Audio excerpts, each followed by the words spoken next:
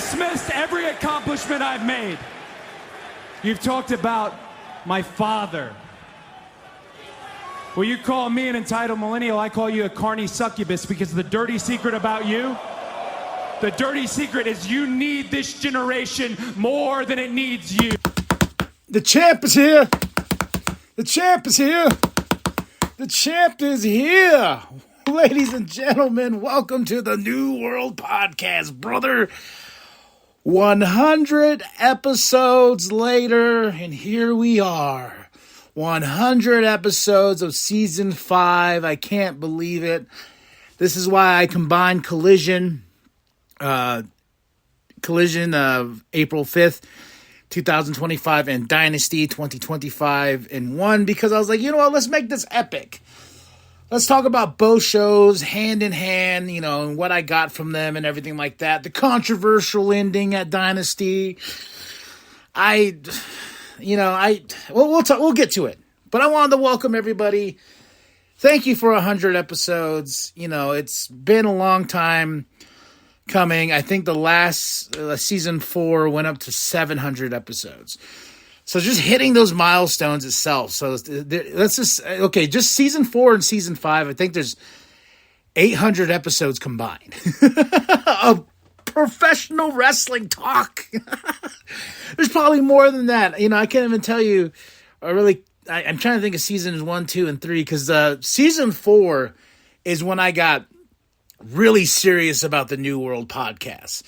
I was like, this is going to be it. And then I kind of got burnt out, and hence season 5, where I was like, you know what? Season 5 is going to be a little bit different. I'm going to talk about the shows, combine them, and, talk about the week and whatnot, like I'm doing with this episode. But I'm still going to do the same format I've been doing, but it's just one of those things where it just didn't work. And so I had to break down each show again, and it made me enjoy these shows. But I got rid of TNA, got rid of Ring of Honor, got rid of everything else around it, just focusing on WWE and AEW. And if there's something outside that realm, I will talk about it. But, you can get burnt out on pro wrestling pretty quick, man, especially if you're trying to follow everything, which I tried to do. But speaking of everything, we're talking about Collision, April 15, 2025, in Peoria. Tony and Nigel. Don Callis on commentary. I was like, nothing against Don Callis, but just nothing. Yeah, I was just like, I like Tony and Nigel. But we started off with Hobbs and Ishii versus Kyle Fletcher and Takeshita. This was a hard-hitting match. Lots of meat. Lots of fighting. Ishii and Takeshita started off just beating the crap out of each other. And I will say this, with AEW itself, speaking here on the 100th episode of the New World Podcast, I go to AEW because I this is the type of wrestling I like to watch. I go to WWE for more of the cinematic, long-term storytelling. But here it's just like you get that junky fix of just let these guys go crazy. Does that move make sense? No, but it's freaking awesome because he kicked out of it like 10 times. Close, false finishes and stuff like that. We should just celebrate all types of pro wrestling and not be so judgmental about it. But right here, Hobbs and Ishii versus Fletcher and Takeshita. Fletcher and Takeshita get the win. And like I said, it was a great tag team opening match. But there's things I don't like. Like, I don't like the Proto Star. I think that's stupid. The nickname. But I love these guys. And that's how we start the show. Leo in action, and then they see Nick Wayne. They're like, hey, every time we try to take out Top Flight, AR Fox is, not far behind, and you got some history, blah, blah, blah. And he's like, think about that. And he's like, you know what? I will think about that. So that Nick is going to help these two scumbags. Then we get a Max Caster thing, don't really care, versus Mark Briscoe's quick, sweet. Mark Briscoe gets the win. I'm really not feeling this whole best wrestler in the world thing, and it just ends up in squash matches. Kind of feel like you're wasting my time. So, yeah. Lexi with Jay White. Poor Jay White got hurt. His hand, he's not going to be in the Owen Hart Cup. And I was rooting for Jay White because I like Jay White. I think this is it's just like Kevin Owens. He's hurt. I don't think it's on the same level, but I love Jay White. And I wished we did more with Jay White. Where's the rest of the Bang Bang Gang? Where's the guns? You know? But we got Leo in action versus Top Flight. The match was okay. You know, it's the same old thing over and over again. It's like deja vu. They just can't tear these apart. Like, they started off as a big group, and now they're facing each other, but it feels like it's every single week for months beyond months. But of course, Leo in action attack after, then here comes AR Fox, and here comes Nick Wayne, and Nick Wayne takes out AR Fox, so you know we're going to get a match set up there. We get Lexi with Billy and Jamie Hayter. They're part of the Owen Hart Cup as well. Who's going to win? Hey, Billy grabs the mic and like just starts like, I'm going to beat you, Hayter. I was just like, what are you doing? Quick, don't grab the mic. Just have Lexi put the mic near your mouth. Like, I don't know. I'm not big on Billy, but I do like me a Jamie Hayter. Renee's with Adam Cole and Daniel Garcia. They got their big TNT championship match. The Undisputed Kingdom there as well, and Daddy Magic. This ran a little long, and after Renee and everyone was asked to leave, it was just Adam and Daniel Garcia, and Adam's telling him like, hey, you know you can't beat me. I've been doing this for 17 years. You haven't beaten me yet. So what makes you think you're going to beat me now? A lot. It's a big statement right there.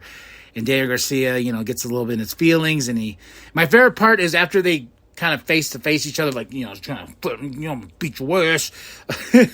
Daniel Garcia walks out. I was like, your championship. Then he comes back and grabs it. I was like, leave without that. Pac versus Cash. Of course, Pac gets the win. Dax got a loss. Cash got a loss. This is all leading to something. We'll talk about that in Dynasty. But, of course, here comes Cope. Here comes Dax. They try to help, but nope. Death Rider shenanigans. Speedball versus Jalisco. Ricochet on commentary. Yeah, it was fun. Speedball and Jalisco, you know, tore it up a little bit. And after Speedball got the win, Ricochet attacked. He said, attack! Because he has this big triple threat match with Kenny Omega and Speedball for Dynasty. Then we have Lexi with Thunder and Chris, and this is silly. I really did, because they were like grabbing each other. Like I thought it was gonna actually be in a fight, but they were just like aggressively grabbing each other. Like, you know, it was just one of those things. I was just like, this is awkward. Like, you're just grabbing each other, like nothing, no punching or no whatever, no slap in the face and walk away. Just aggressively grabbing each other. And I was like, okay, sure. Let's do that then. We got Mercedes Moné with Harley because we have a big main event tonight. Mercedes and Harley versus Julia and Athena. Awesome tag team match. My match of the night for Collision. I really love Julia Hart's intro, and I think you can do something with her and Athena. You know, that dynamic right there alone. And I just love that Harley is now accepted by Mercedes Moné. We got the puppet. But this match was great. And I give this Collision a solid 3 out of 5. April 5th, 2025. Tony and Don on commentary in Peoria at the Peoria Civic Center. Moment of the night? There's really no moments. I got to say, yeah, no. It really wasn't a moment of the night, but it was just some good old-fashioned Saturday night wrestling. That's what we do here. But tell me what you thought of the show. Drop those comments below. Now let's get on to Dynasty, shall we? The talk of the town, the talk of the weekend. Dynasty 2025. All the little tidbits of, I see people on the internet losing their shit. And I'm like, why? Like, how are we not used? I understand I've gone on multiple rants, but there's just some things that I'm glad that, let's see, because I didn't know the Fletcher and Mark Briscoe match was going to be on here for the Owen Hart Cup, but out of 9 matches here, I am right 1, 2, 3, 4, 5, 6, 7. 7 out of 10 in a match I didn't know was going to be on the card. 7 out of 10, I was right. And 3, I was wrong. I'm okay with that. That's some pretty good odds right there. I probably could have guessed the Kyle Fletcher match, Kyle Fletcher winning and stuff like this. But we started off with Will Ospreay and Kevin Knight, and goddamn,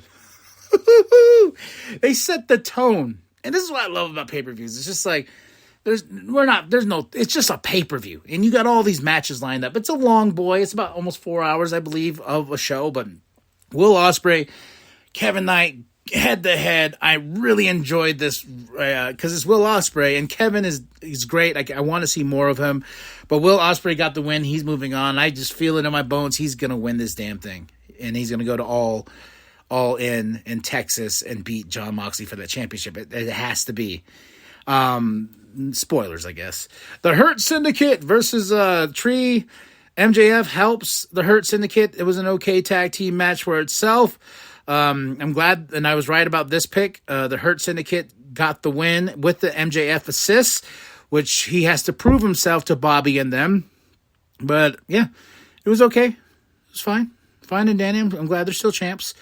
Women's Owen Monet versus Julia Hart. I'm a little sad Julia Hart lost, but I am right about Mercedes Moné winning. You know, I don't see Mercedes Moné losing. Well, she lost the tag team match at Collision, but I really don't think that counts. But yeah, I really wanted, because Julia Hart, she has such a great entrance. And I think she changed her song too. The heart always wins.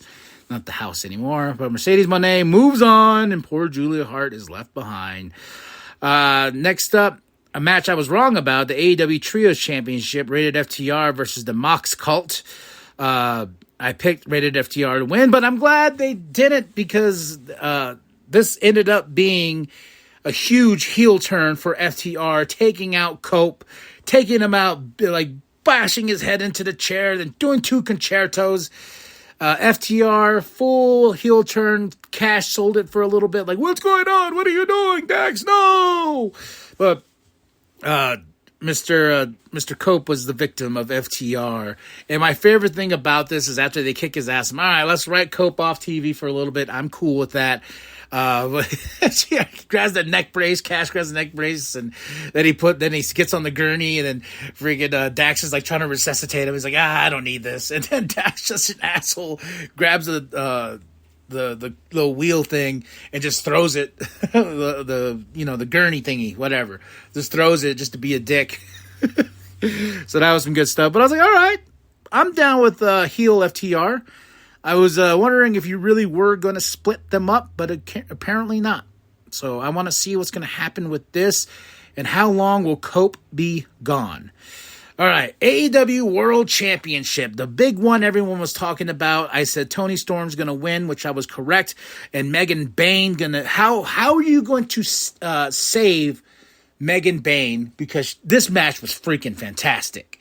Showing off the power of Megan Bayne, those hip attacks in the corner again and again and again, then boom, and one, boom, kicks out at one. You're like, whoa.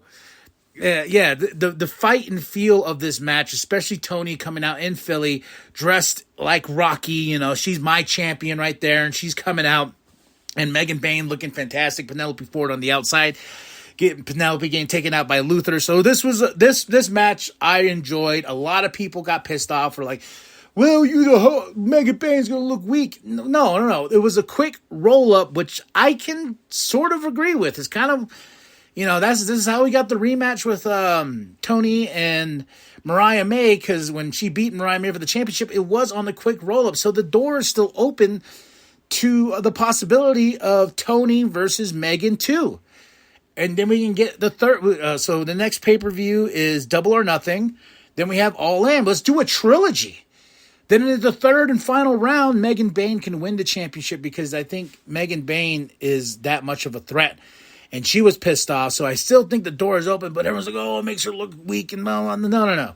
I'm okay with this sort of finish. It does protect Megan, and it made sense to me. For me, it made sense. But Toni retaining the championship, of course. And I know everyone was like, let's just make it like when Rocky lost to Clubber Lang and stuff like that. No. We got to get more. We got to milk this story a little bit more. And I love Toni Storm at the press conference. I have her little rhyme jingle or whatever that's going to be closing us out for this show. I love you, Toni. Mwah! Love.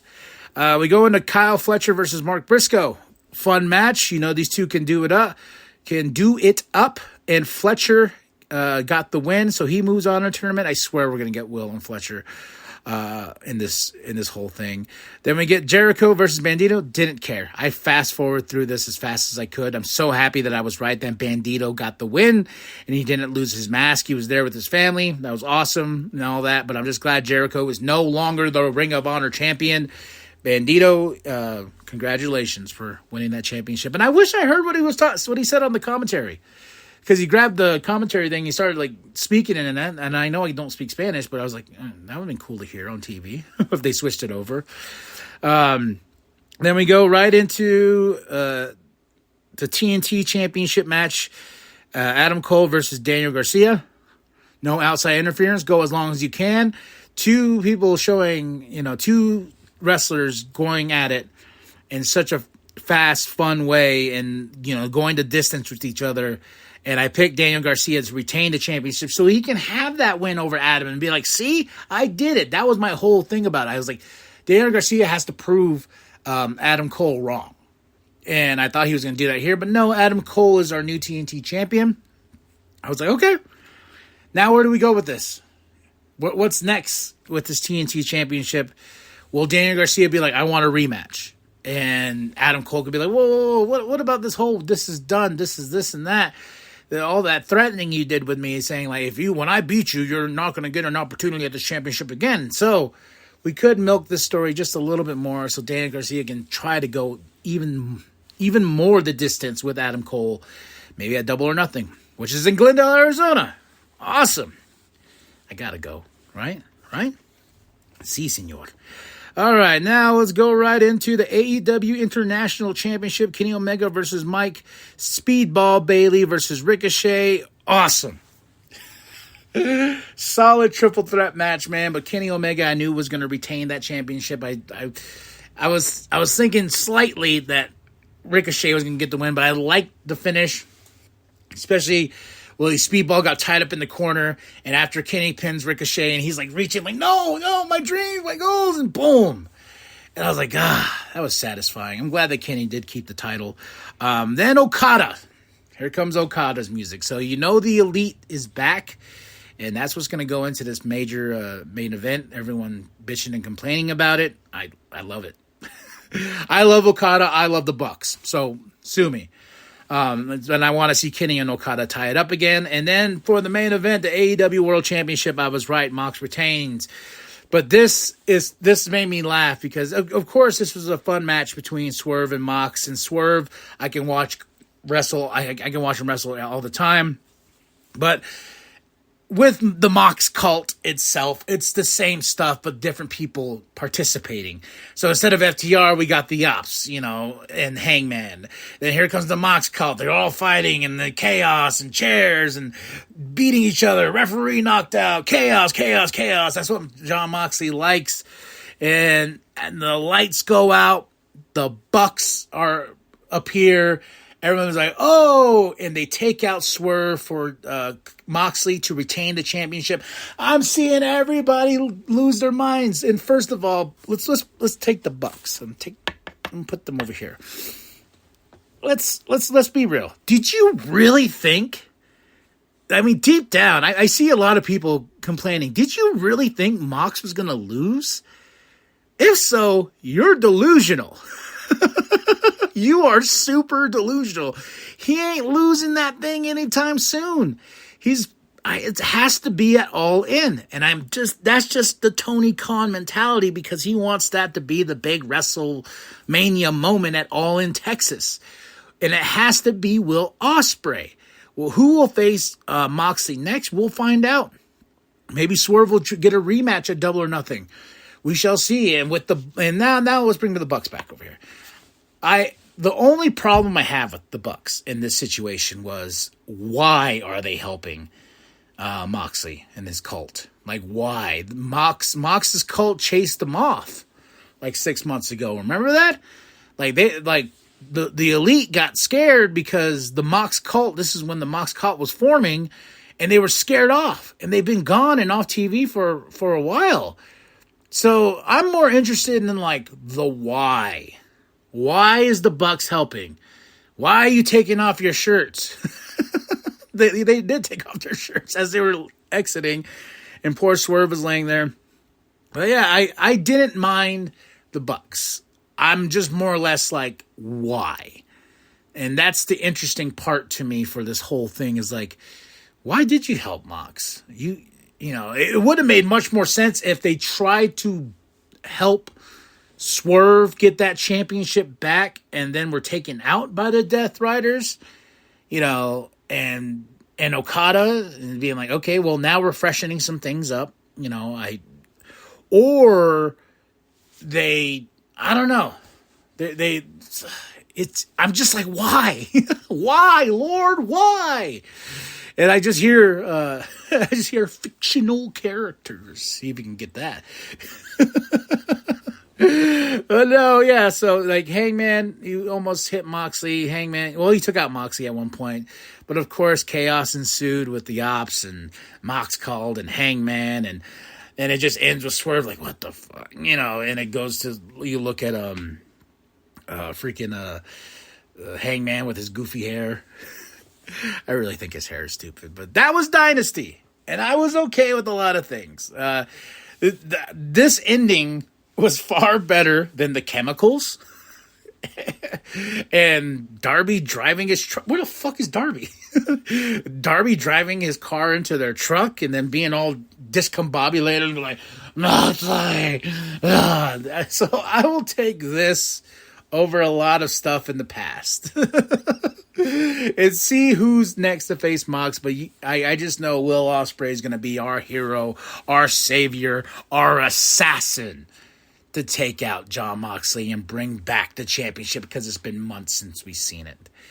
All right, y'all, but that's it. Dynasty, I honestly, like, besides the Jericho Bandito that I kind of just flipped over and everything like that, this was a solid show.